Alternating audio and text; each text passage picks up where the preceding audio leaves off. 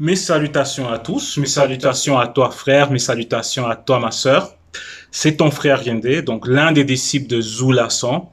Comme vous le savez déjà tous, probablement, Zulasan, c'est le seul enseignant dans la réalité du visible. Donc, c'est-à-dire, c'est le seul qui a réussi le mandat pour enseigner selon la vérité, donc sans contradiction, sans confusion, sans abomination, donc sans mensonge. Donc, c'est le seul enseignant dans la réalité du visible. C'est aussi l'auteur de plusieurs rouleaux, comme vous pouvez le constater derrière moi, et aussi de Kalatambal, et donc le récit authentique, donc Bible, et tout récemment, l'étude interdite de la science du démon, donc la démonologie. Donc, pour toi qui veux avancer spirituellement, qui a accepté la vérité, qui prend plaisir au message, n'hésite pas à te procurer chaque rouleau, dont notamment Bible et aussi la démonologie.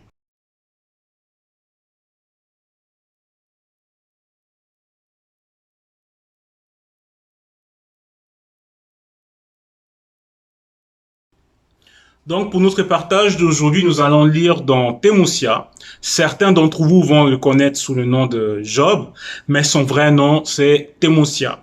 Donc, nous allons lire dans son livre aujourd'hui. Et le titre du livre, c'est, en tout cas, le livre, c'est le livre de la brèche.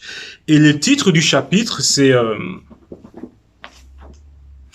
Intervention de Mukota Gold, le méchant n'échappera pas. Donc ici, nous allons directement rentrer dans une conversation entre Temusia et l'un de ses amis, donc Mukota Gold, et nous allons lire au verset 17, donc chapitre 15, verset 17, où il est dit, le méchant passe dans l'angoisse tous les jours de sa vie. Donc le méchant, c'est celui qui va aller à l'encontre dans la loi morale qui est en chacun de nous. Parce que quand tu vas faire le mal, tu sais consciemment que tu fais le mal. Et le méchant va utiliser son libre arbitre pour manifester l'anti-vérité. Donc, pour ne pas respecter les recommandations, les lois établies par la manifestation du verbe de Loba.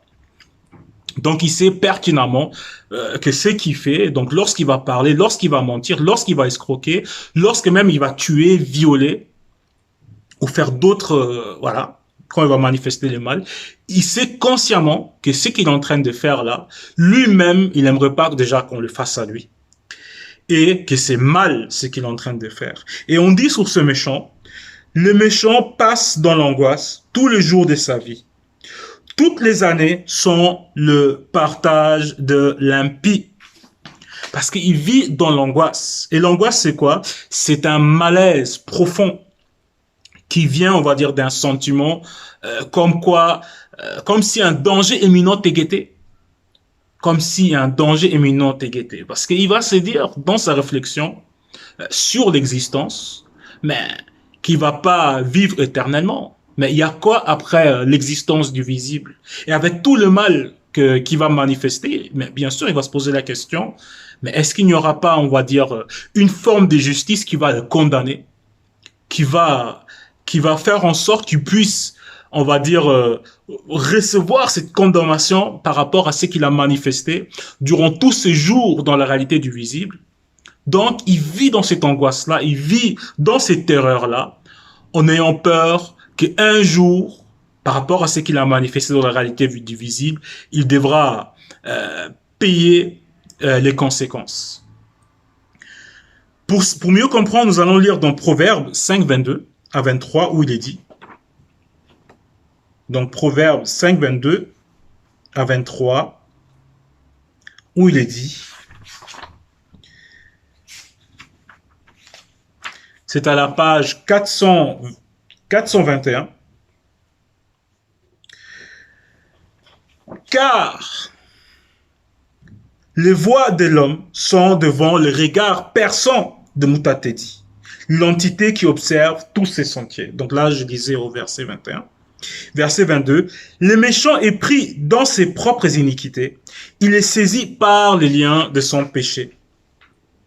Il mourra spirituellement, faute d'une instruction, il chancellera par l'excès de sa folie. Parce que il sait qu'il va à l'encontre, qu'il s'oppose à la loi morale qui est en lui, qui dit en chacun ne va pas voler, ne fais pas aux autres ce que tu n'aimerais pas qu'on fasse à toi. Donc, il va tomber, il va plonger dans un état de folie, On n'est pas écouteux, parce qu'il n'écoute pas, on va dire, la loi morale qui est en lui. Nous allons retourner dans Témosia,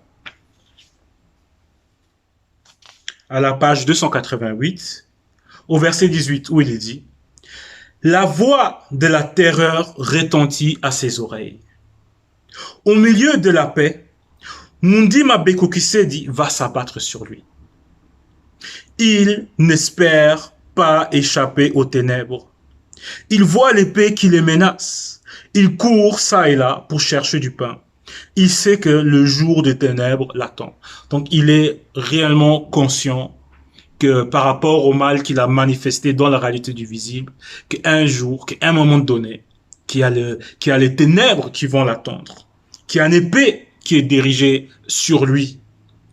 C'est ça qu'on va nommer la justice ou la loi du talion. Tu prends une vie, toi aussi tu dois partir. Tu manifestes l'injustice, tu dois être jugé par rapport à l'injustice que tu as manifestée. Pour mieux comprendre, nous allons lire dans le psaume, c'est à la page 317. Donc psaume 7.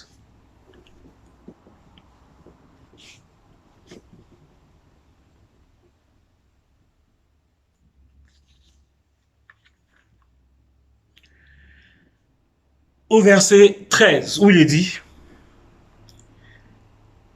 si le méchant ne se convertit pas, Mundima Bekokisedi sort ses flèches incandescentes, bande son arc et vise. Il ouvre, donc en parlant du méchant, il ouvre une fosse, il la creuse et il tombe dans la fosse qu'il a faite. Son iniquité retombe sur sa tête et sa violence redescend sur lui. Et par rapport au verset qu'on vient de lire ici dans le psaume, le méchant, dans son moi intérieur, il est conscient de ça. Que les pièges qu'il a, la manière comment il a piégé des autres, la manière comment il a menti aux autres, la manière comment il a méprisé des autres, qu'un jour, que cela va retomber sur sa propre tête. Nous allons retourner dans Témosia. Nous allons continuer au verset 19. Verset 19. La détresse et l'angoisse sont en train de l'épouvanter. Elles assaillent comme un roi, prêt à combattre spirituellement. Point virgule. Car il a méprisé la loi du verbe de Loba. Il a cru pouvoir braver l'inébranlable. Donc malgré le malaise qu'il peut ressentir, malgré la réflexion par rapport à son existence, qu'un jour il devra, que le mal va retomber sur sa tête, tout le mal qu'il a commis dans la réalité du visible, néanmoins il croit pouvoir braver l'inébranlable. Donc il pense, donc il vit dans la sensation. Donc pour mieux comprendre, nous allons lire dans Proverbes 16 et 1, où il est dit, donc c'est à la page 434, donc la page 434, où il est dit: les hommes forment des projets, mais c'est le verbe de Loba qui a les derniers mots. Donc il va croire de pouvoir braver le verbe de Loba. Il va croire pouvoir lutter, mais néanmoins, c'est toujours le verbe de Loba qui a les derniers mots. Parce que déjà, pour même vivre ou exister dans la réalité du visible, mais il te faut l'oxygène, il faut respirer. Il faut respirer. Donc, chacun dépend du verbe de Loba. Peu importe que tu sois méchant, peu importe que tu sois bon. Tout un chacun dans la réalité du visible, donc dans l'existence, dépend du verbe de Loba. Maintenant, malgré son mal-être, malgré son angoisse, il va croire, donc il va vivre dans des sensations, qu'il va pouvoir braver, qu'il va pouvoir s'opposer au verbe de Loba. Peut-être, on va dire, il va se dire, aujourd'hui, il n'y a rien qui m'arrive, demain, il n'y a rien qui m'arrive, mais un jour ou l'autre, il devra quitter le visible. Et il est conscient de ça. Verset 20. Il a eu l'audace de courir à lui, sous le dos épais de ses boucliers. Son visage est bien gonflé, son corps est gros et gras. Verset 22. Et il habite des villes détruites, des maisons abandonnées, sur le point de tomber en ruine. Verset 23. Il ne s'enrichira plus. Sa fortune ne se relèvera pas. Sa prospérité ne s'étendra plus sur la terre. Parce que, à un moment donné, celui qui a volé, qui a escroqué, qui est devenu riche à travers, on va dire, ses magouilles, mais à un moment donné, il va devoir quitter les visibles. Et le méchant, donc celui qui se oppose aux lois du verbe de Loba, c'est qu'il va devoir quitter le visible un jour ou l'autre.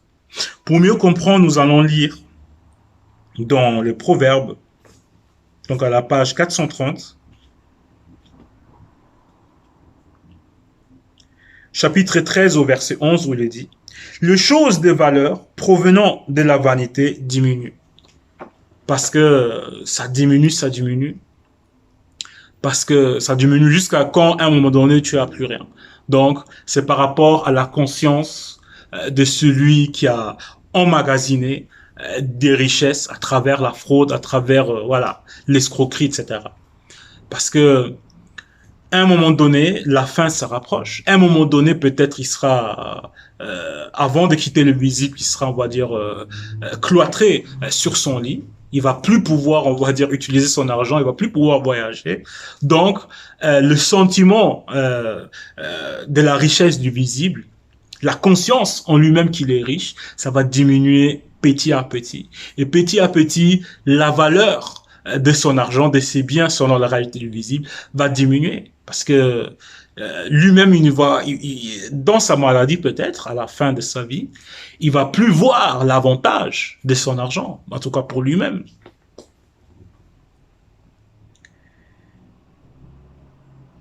Donc, il est dit, les choses de valeur provenant de la vanité diminuent, mais qui amasse à la main, selon le verbe, celui-là obtient l'accroissement. C'est clair, c'est logique. Parce que celui qui va manifester les bonnes œuvres, même quand il va quitter les visibles, personne ne pourra lui prendre cela. Parce qu'il a, on va dire, il a gagné la guerre dans la réalité du visible contre ses mauvais désirs, contre, on va dire, ceux, on va dire, dans la réalité du visible qui ont peut-être essayé de le tenter à manifester le mal. Voilà, personne ne pourra lui prendre cela. Et il va vivre ça de l'autre côté. Nous allons retourner dans Témosia et nous allons lire euh, dans le verset 23, à partir du verset 24. Il ne pourra pas échapper aux ténèbres. La flamme rendra sec tous ses rameaux et il sera détruit par le souffle de Mundima Beko Kesedi. S'il a confiance dans le mal, il se trompe, car le mal sera sa récompense. Donc le mal, c'est la mort spirituelle. Le mal, c'est un mal pour lui, parce qu'il ne vivra plus. Verset 26. Cela arrivera avant le terme de ses jours, et son arbre ne verdira plus. Donc, il va recevoir sa récompense, la mort spirituelle. Mais avant ça, il y a aussi la mort physique. Et il sera conscient de ça. Et avant sa mort, avant qu'il quitte le visible, mais souvent il y a l'angoisse qui va se manifester. Pour mieux comprendre, nous allons lire dans Ecclésiaste. C'est la page 463.